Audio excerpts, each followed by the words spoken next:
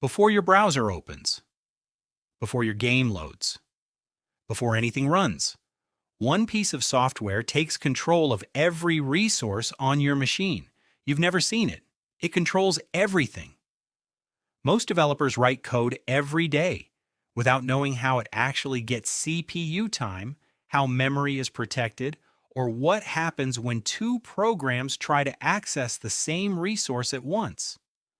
Welcome to Operating Systems, a course that pulls back the curtain on the software that runs your entire computer. You'll learn what an OS actually does, how processes are created and scheduled, how memory is managed and protected, how deadlocks happen and how to prevent them, and how file systems and I/O work under the hood.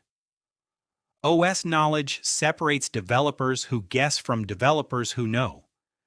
Debug crashes, optimize performance, write safer concurrent code.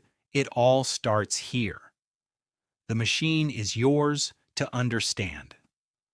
Let's boot it up, starting now.